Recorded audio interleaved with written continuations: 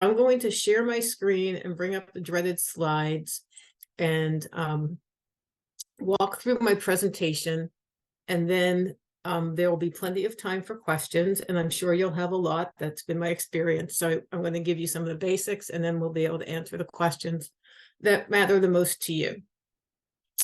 So without further ado, what we're going to talk about today is just really quickly the retirement landscape in Maine, which is basically answering the question like, why did the legislature do this? Why did they create merit in the first place? Then what is merit, how it's going to affect employers, what it will mean for employees. We'll look at our implementation schedule, and I'm going to answer some questions that I get asked all the time, and then some questions. I'm sure you'll have questions too that can add to my questions I get asked frequently list in the future. So the reason the legislature created merit in the first place was because of the retirement savings gap.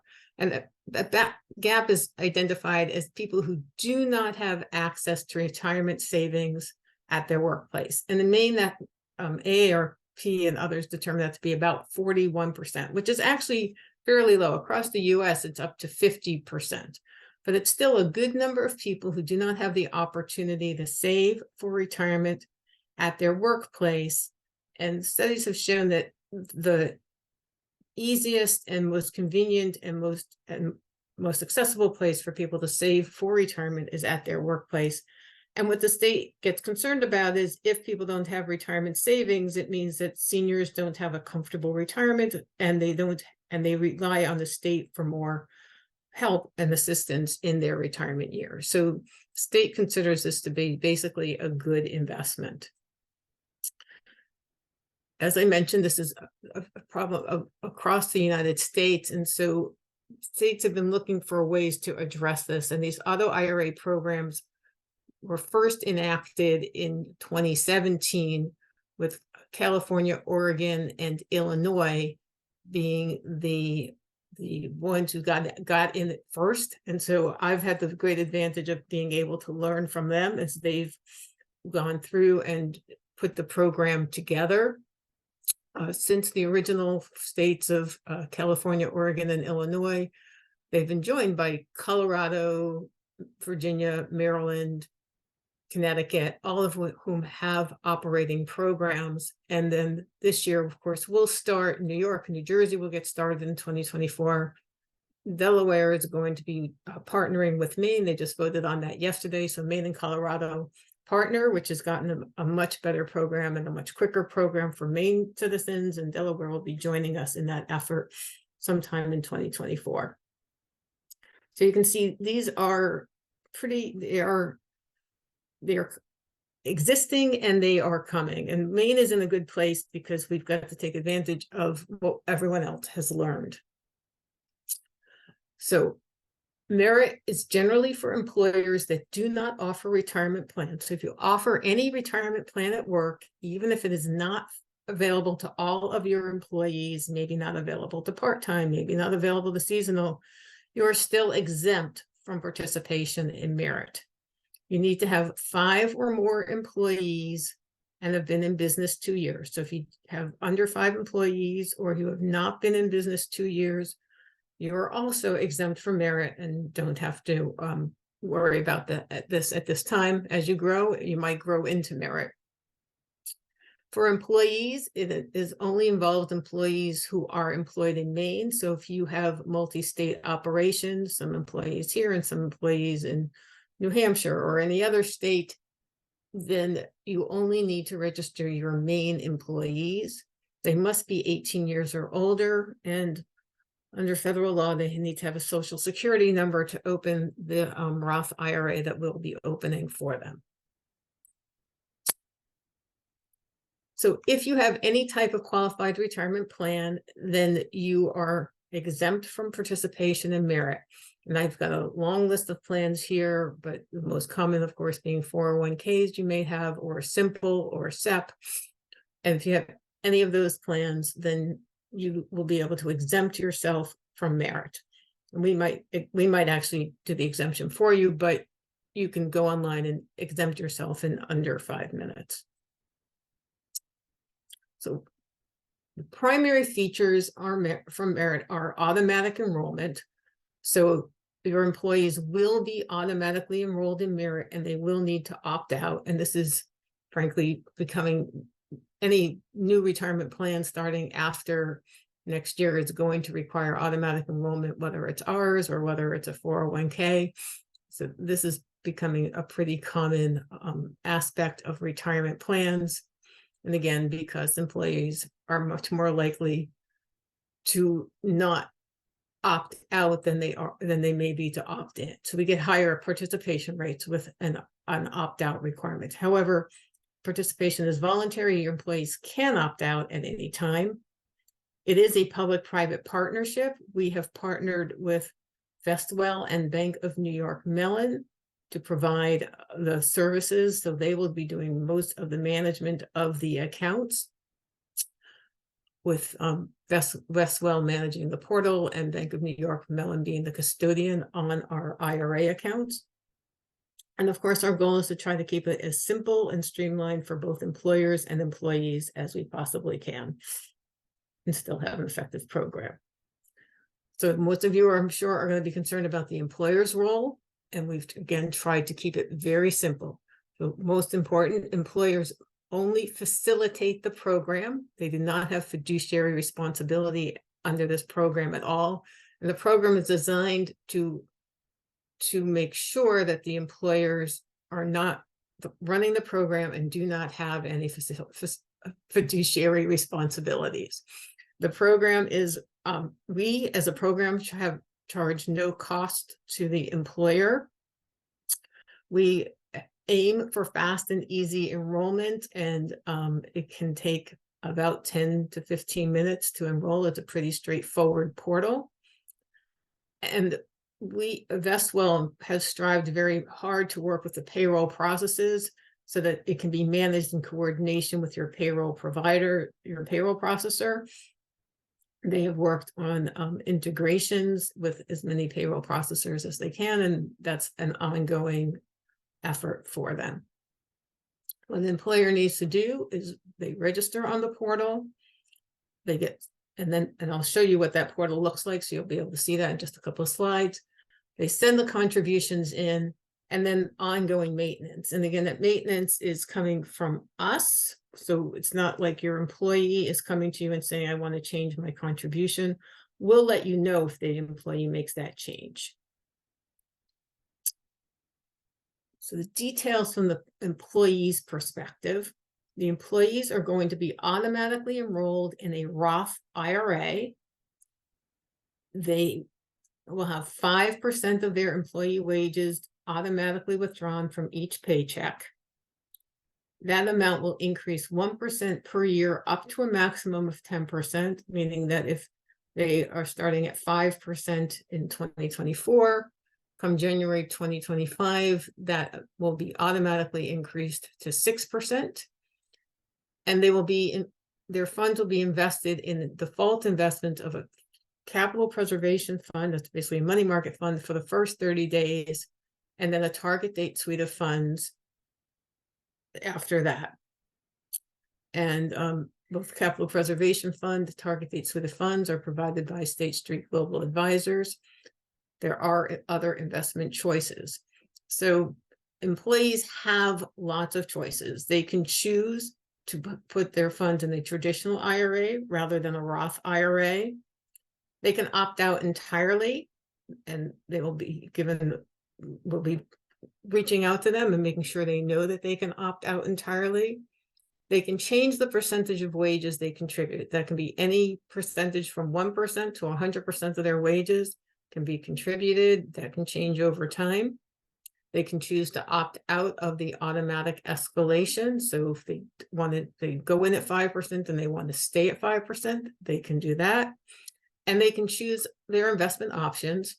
So if they don't want to be in that target date suite of funds as a default, there is also an international equity fund and a bond fund They can mix and match as they would care to, so they can have half of their money in the Capital Preservation Fund and half in the International Equity Fund, or they can choose even a different year of the target date fund, which would, if they don't make a choice, will be determined based on their birthday and expected retirement at age 65. But they can choose to have a different year, basically a different grouping of funds if they want to. So this is the nitty-gritty of how merit works. You as employers will receive an email or a letter from the program. These letters will start being mailed in late January, the 3rd, 4th week of January, and the 1st week in February is where you can expect your first letter or email. We're mostly hoping for emails, but that will depend on what data the State Department of Labor has from you. You will get that letter or email, and it will have a unique access code for you that will also direct you to the meritsaves.com website. You'll go onto that website and you will enter some basic information about your company, and then upload the roster of eligible employees into the portal. And there is a very useful template that you can use to download your information from your payroll processes or your HR system or wherever you have that. So if you have your information on that spreadsheet, it will upload very easily into the portal. If you only have a few employees and you just want to manually enter them, it's a pretty simple process as well. And then your job is done for the next 30 days as an employer. Now it's up to the program. So we at the program will give your employees 30 days to decide what they want to do. And during those 30 days, they're going to hear from us 3 times. They'll hear from us the day after you enroll them. And then as they get closer to the 30-day decision time, they'll hear 2 more times. And they'll be informed of what is that their automatic default options are and what they can do. So they can, again, keep their standard choices, the default options. They can customize their accounts, as I've talked about, or they can opt out entirely. And the communications to the employees spell out those options for them. It tells them how to go online to set up their portal if they want to change the options. It gives them a phone number to call Vestwell if they want to just call and say I'm out. They can do that pretty quickly by calling a toll-free number and just be out if that's their choice. After the 30 days have gone by, we will then reach back out to the employer and let them know which of their employees have been enrolled in the program. So basically those who haven't opted out. So perhaps you uploaded a roster that has 10 employees on it. Now we're going to go back to you and say, oh, here are the 8 employees for whom you need to make payroll contributions. And this is the level at which the contributions need to be made. So if the employees have changed from 5% to 2% or 6%, we'll be letting you know that. And then to complete the process, the employer then begins initiating payroll deductions and their next ordinary course payroll. So this is a quick look at the portal. So you can see what's going on the upper right. Those are the first 3 steps. You'll enter your company info. You'll set up your payroll, which basically means, is my payroll, monthly? Is it weekly? Is it every other week? Is it Tuesday, Wednesday, Thursday? So that's the information that gets added in there. And if you have a payroll provider, you will be asked to identify that payroll provider. That can just help, especially if there's a 360-degree integration. And also it will help if your payroll provider isn't identified, there's a place to put other and to identify that payroll provider, because the more we can work with the payroll providers, so we know that a lot of employers are using a particular payroll provider, we can start working with them to develop an integration to make this easier for everyone. You'll then do your payment setup, which is setting up basically an ACH with the bank. You have a choice to do an ACH push, an ACH pull, or to send a check if that's what you prefer. And then you add your employees. So that's the screen that I'm showing here. And you can see you have your choice to upload a file or to enter the data manually. And it's your basic information about your employees, their social security number, first name, middle name, last name, birth date. And that information will be used, of course, to set up the account and for Vestwell to perform the required know your customer search on all of these employees to make sure that they're all valid to have bank accounts or savings account, investment accounts in the US. I'm going to note too, so this, you will be able to have multiple people on your admin team. So almost all the screens have the button that says add a teammate. You can add them to assist in your administration. That can be your HR manager. It can be your payroll processor. So I know for a fact that there are several more local payroll processors in Maine who expect to be added as teammates, and I have learned the process. And anyone who has been added as your teammate will be able to access and edit the payroll and employee information.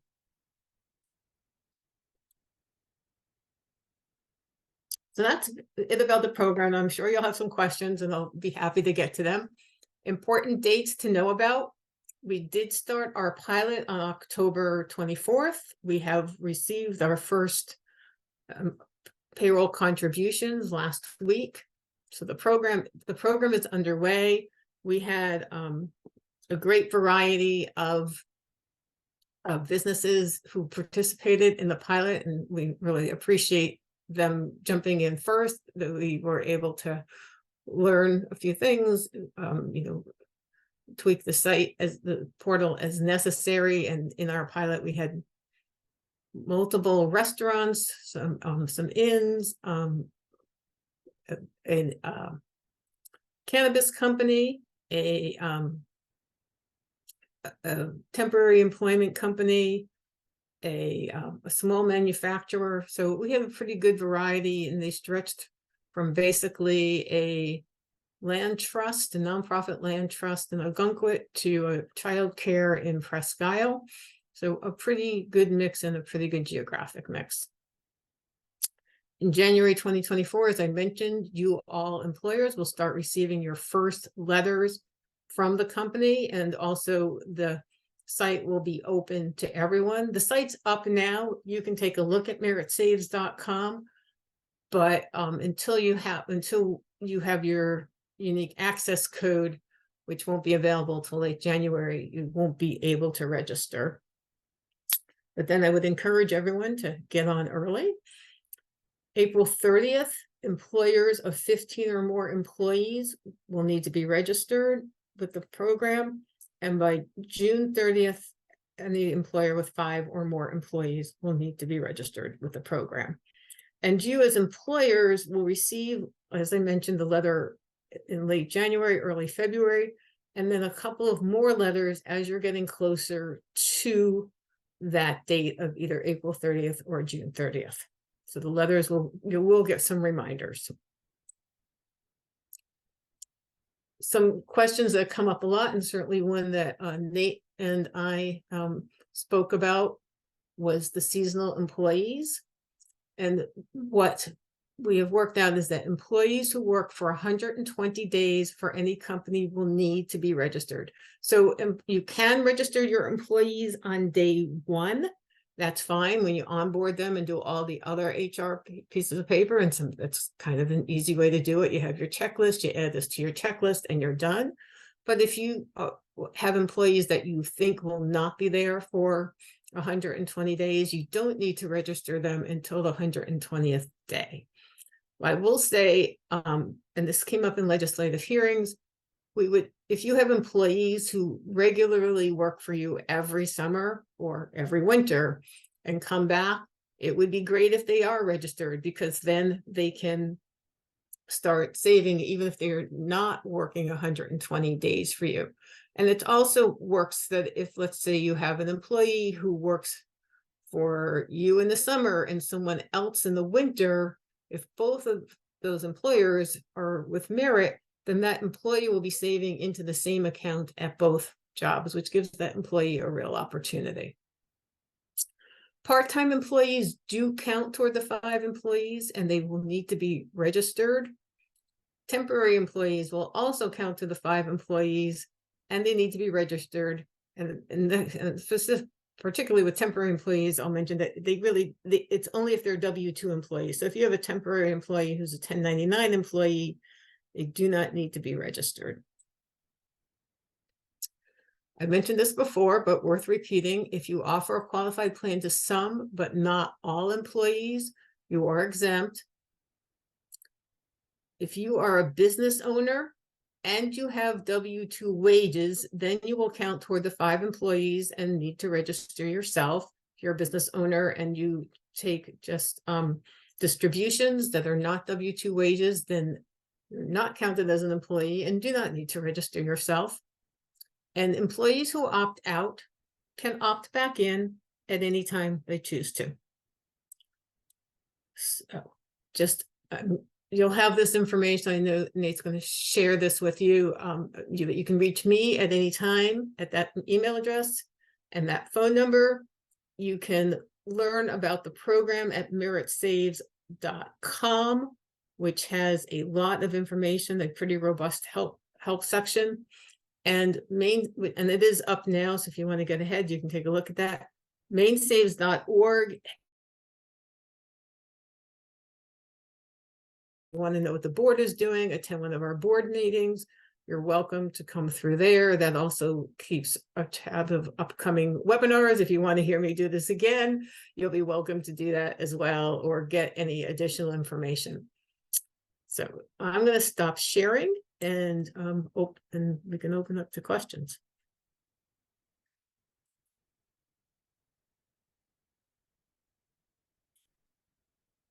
Thanks, Beth. I've got some questions, but I'll let other folks ask theirs first if they've got them. All right. Yeah, go for it. I've never had a crowd that didn't have a lot of questions, so go for it. I use QuickBooks and we do our payroll internally, still on desktop. I understand QuickBooks versions as they update are going to the cloud. I've looked at it. I hate it. So am I going to be forced into upgrading payroll systems to comply with the deductions? This is an interesting question. QuickBooks Online does have a 360 integration with Veswa, with the program, so it would be super easy with QuickBooks Online. And I don't know how it will work with the desktop version, but it might well be integrated as well. I don't know that for sure. So if you use QuickBooks, that's actually QuickBooks and Gusto are among the easiest if you're using them and doing it yourself, because they're completely integrated with this program. The online version, it sounds like, yeah. The online version is what's identified, so I don't know how it will work with, honestly, with the desktop version. And then when we do deductions in the payroll, so obviously I have waiters who have tips, who walk with their tips in the evening, but declare them. So it is possible for people to have 0 paychecks. And so obviously your federal, your FICA comes out first, and then your state tax, and then I do have some who are on a C-125. How will this rank as we get closer and closer to the 0 mark? Well, as you suggest, all of those items are going to come out first. Your federal, your state, your FICA, if there are wage garnishments, all of that is ahead of us. And so yes, I'm aware of the issue of the $0 paycheck, and I'm not sure that there's really any solution to it. It is what it is, unless tips are being paid through their paycheck, they're gonna be $0 paychecks. Okay, and so the minimum is 5% that they can contribute, or can they go lower than that 5% percentage? They can go lower than that 5%. They can do 1% if they care to. So they can do, if there's anything left over. Okay, Right, if there's anything left over, so if there's $1 left over, then I guess it would be, 5 cents that would come in. Yeah, if they do the 5%. okay. And then you did say seasonal workers, including the H-2B workers? Yeah, if they have a social security number, Well, then they have to yes. have one to pay them. Sorry, yeah, They have so to have an yes, SS number to pay them. right, so yeah, so then they would be, they would count the same, they count as any other employer, basically. Okay, thank you.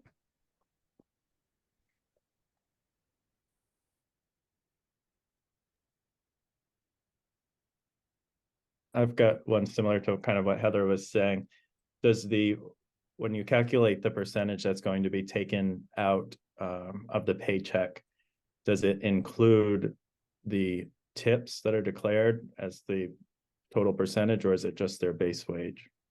It would include the tips if they're gonna be paid out of that paycheck, yeah, because it's their wages, I mean, it's considered their wages. Okay.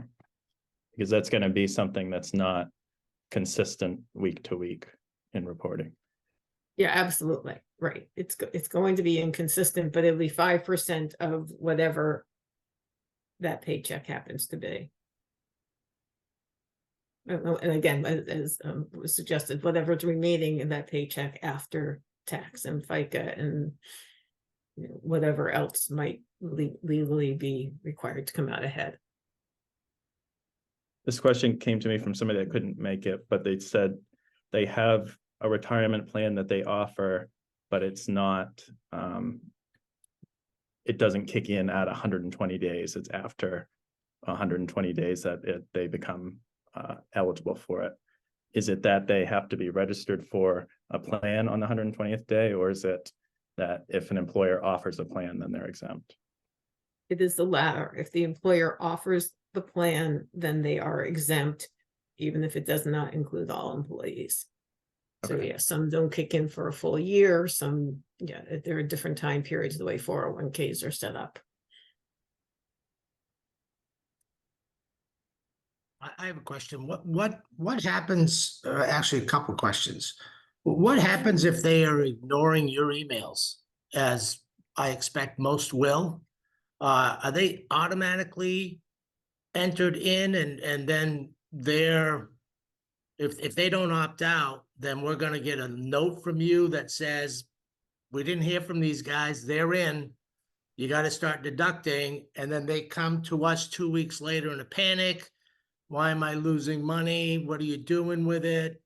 I mean, I can see the Yeah. tea leaves. I can read the tea leaves, let's just say. Absolutely, yeah, absolutely, that's going to happen. So I think you might have, I know that when we have the default option for the plan, the first 30 days are in a capital preservation account, and that's actually just because of that scenario. So someone, they've missed all of the notices, and then they're like, what happened to that 5%, which I was planning to, pay for concert tickets or buy diapers or whatever they were planning to do with it. So you can give them Vestwell's number, tell them that they want to opt out. It's up to them to do it. You can't do it for them, but you can give them the number and tell them to call Vestwell and say they want to opt out, and then they want to close their account, and they'll be able to get those funds back. And because with a Roth IRA, there's only a penalty on withdrawal of tax of the investment earnings, and those 30 days, there's not going to be investment earnings really on a money market account, so they'll just get their money back and it will be done. So yeah, I'm afraid you might get a couple of employees coming to that. What will also happen is there may be employees who just don't notice at all, and then all of a sudden realize that they're saving for retirement, and they find that out too. So both of those things will happen. Well, a lot of them seem to be hand to mouth, at least it's been my experience. So Yep. it'll be interesting. Now, the second question, InvestWell stands to make a lot of money on this with this whole investment thing. Are they limited at, what their take is by managing this portfolio for you? So I will say actually a couple of things to that. Over time, Vestwell's festival can make money, and the contract with Colorado, frankly, they're making less because of it, because we were able to participate in the Colorado contract and their fees. I can tell you that Vestful is making less off of Maine people than they are off the New Jersey contract they just did. So we've got pretty good pricing, and there are fee breaks, so that when we get to, and it will take us a while, high dollar amounts, their fees will go down. And that's in the contract. They're what they can take. But the other thing I'll say is that these are really, really small accounts, right? So even if someone funds them to the max, which in 2024 is going to be $7,000, it takes a lot of $7,000 accounts for Vestful to actually make money. So it will be a long time, I think, before they're making a lot of money off of this program, to be perfectly honest. But they are taking fees. The fees, they have a $22 flat fee off of each account annually, and the state gets a $4 flat fee off of each account annually.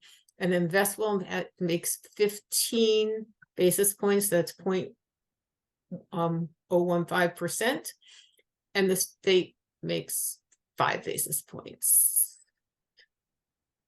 off of that. So those are the fees that are going to be charged to the employees. And of course, there's some underlying fund fees, which are very low. They run from 3 basis points to 12 basis points. So those are all the fees that will be charged. All right, so And they are very, very low relative to even other state plans like this, and certainly low relative to like a 401k that has, we're projected to have probably $4 million by the end of 2024. That's a really low dollar amount for a provider to be providing these funds, especially at that low fee. Now, if we have a private investment program, do we have to automatically enroll them in our private plan by the 24th or whatever those dates you have for 15 employees or less, or 5 employees or less, or what have you, or we just have to say, hey, we have one. If you want it, great. If you don't, oh well. Is that exactly? So if you're offering whatever, a simple plan for your employees and they've opted out of your simple plan, that's fine. You've offered them the opportunity. That's what we're looking for. So we're not automatically enrolling and deducting 5% till they tell us they don't want to be in? Is that? If it's your simple plan, your plan, then that's run however you run it, whatever scheme. A lot of workplace plans already have automatic enrollment and opt out, but however your plan works, that's how it works. If you're enrolling them in merit, then they need to be registered in they'll be registered with a 5% default option unless they opt out. Now in the merit plan, is their account portable? I mean, obviously it's there. Absolutely.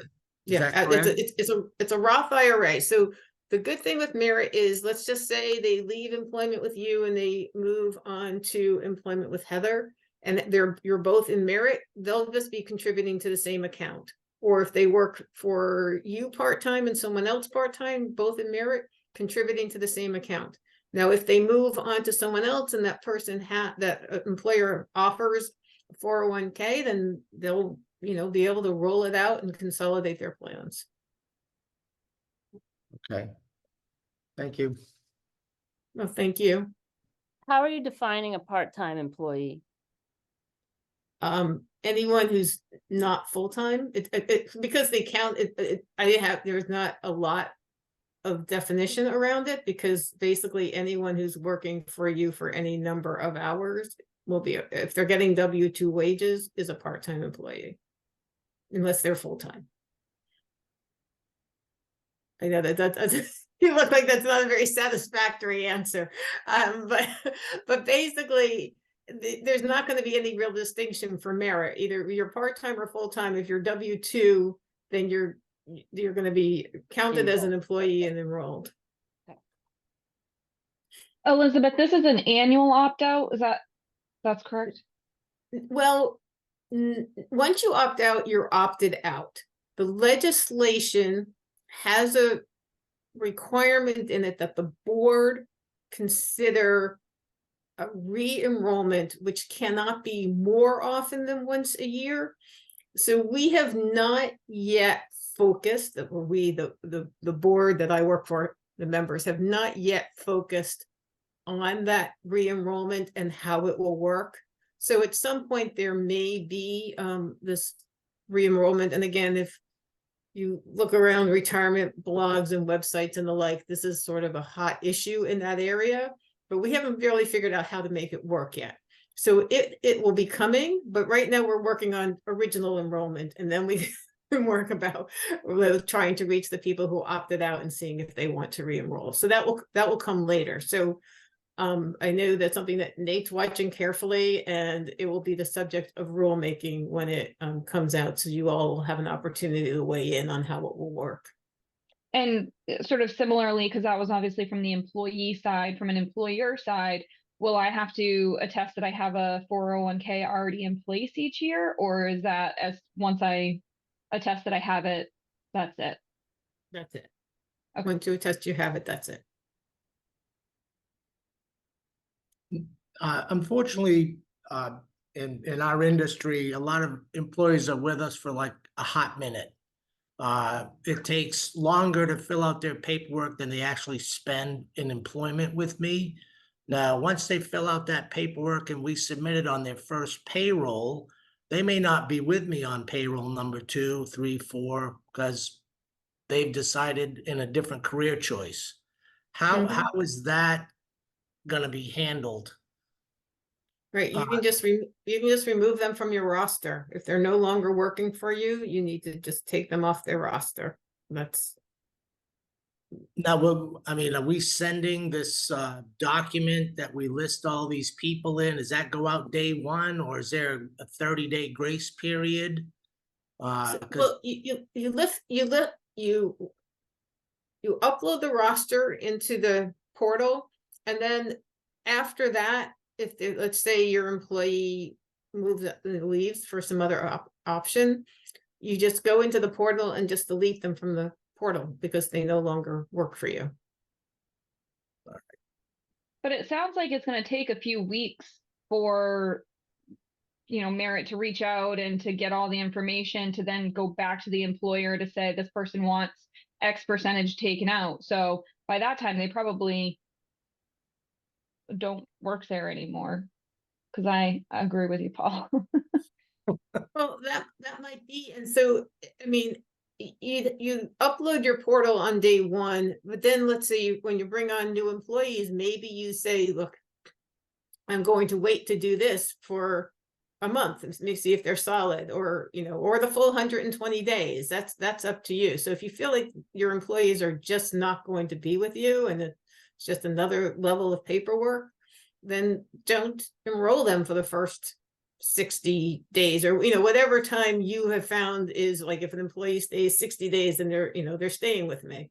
So yeah, people move on, and you probably know the rhythms in your company better than anyone. So we do have that option to just not enroll them for a period of time? I didn't get that impression from your original presentation.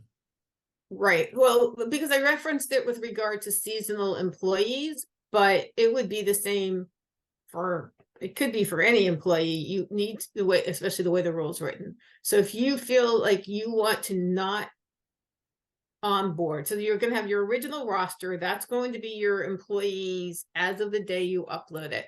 But then when new employees come on board, if you want to wait to onboard them into Merit, you have up to 120 days to do that.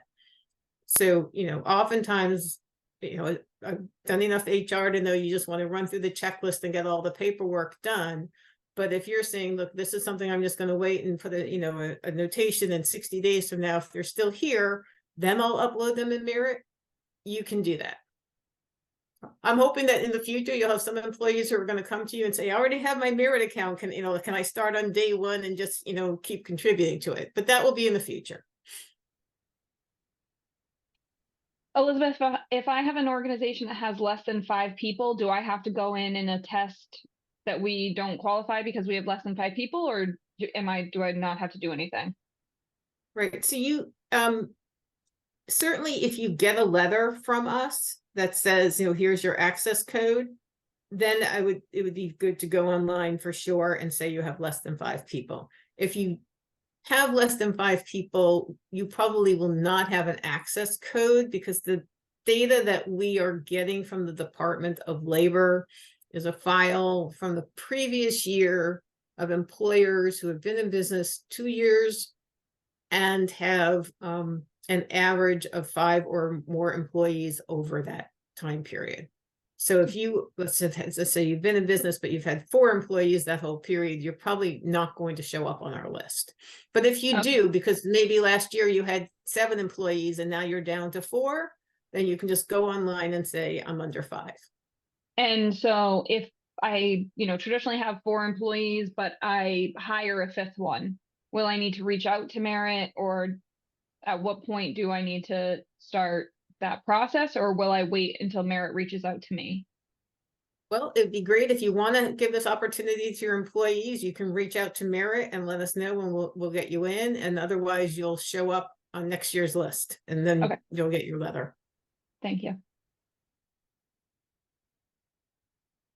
I had that question too. Beth, you said there was no cost or fiduciary duty to the employer, but that also means that the employer cannot contribute to the fund, right?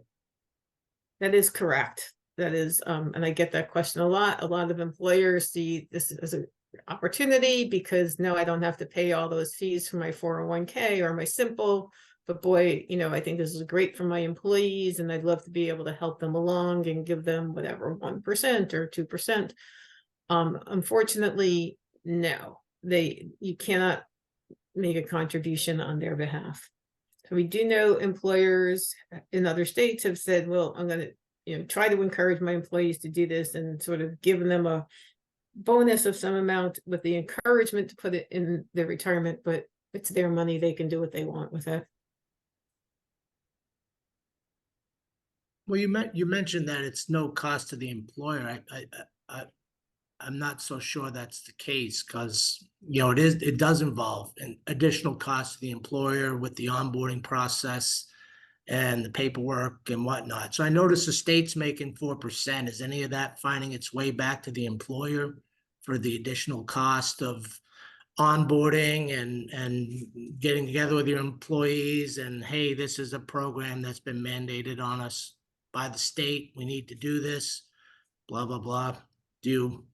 Our goal is to become self-sustaining and not need any state resources to run this program. So the funds, again, it's not going to be, we're projected, I've done the projections out now over about 8 years. We're just going to be making enough to basically keep the program going. So that would be a no, that none of those Yeah, right. funds are gonna find their way back. I mean, our esteemed legislature is fond of creating additional paperwork for employers. So it's just curious that this is another thing that we've are taking on for the benefit of our employees, granted, but like I said earlier, they're with me for a hot second oftentimes, and there'll be a lot more paperwork just checking in and out with them as they move in and out with me. Yeah, I hear you. I hear you. If that's the case, Paul, you might want to make it, your own policy that you don't enroll folks until they hit that 120-day period. Mhm. I think there's some employers that have more consistent employees than others, and I think it's why we fought to have that 120 days in there, so that employers could make that judgment call, so that there's not a I'm constant. sure we'll sort it out. I mean, that's what we all do, is sort it out as these mandates come along. So just curious, that's all.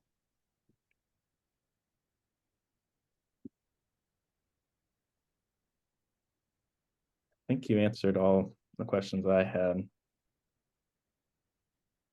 All right, well, I'm sure more will come up, and you know where to find me, Nate. I'm always happy to answer, and a lot of these questions are very helpful for me to, we want to try to keep the program so it is as easy as it can be for employers, and so understanding their concerns will help us do that. I have a Great. last question, Beth, if you have a plan, are we able to respond to that with the first tranche of emails that we would get from you all? Mhm. So, Absolutely. so that would be, hey, if you have a private plan, check this box, and then we're good to go. Is that kind of the thing? Yeah, it's very straightforward. You go online, you just, you'll enter your access code. When you go to the employer section of the website, there's a box that says register register my company, and then right underneath that, claim my exemption. So you'll click the claim my exemption, you'll go in, you'll enter your access code, and then there'll be a radio button, sort of like, why am I exempt? And it will be, I have a qualified retirement plan, I am under 5 employees, I haven't been in business 2 years, there'll be a list, you'll click the right button, and then you're done.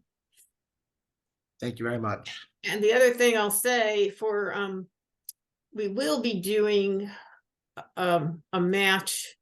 So if you have a 401k plan, which is for which you're required to file a 5500 form with the IRS, we'll be automatically taking out those companies. So they shouldn't actually even hear from us, but there will be some that do, because maybe you started your 401k, this year, so you haven't filed the form yet, or, there are going to be exceptions to that. So so the easiest thing, you'll get that letter. If you get the letter and you have a plan, it will take you under 5 minutes. I hope it should. I've watched it happen. It's very quick.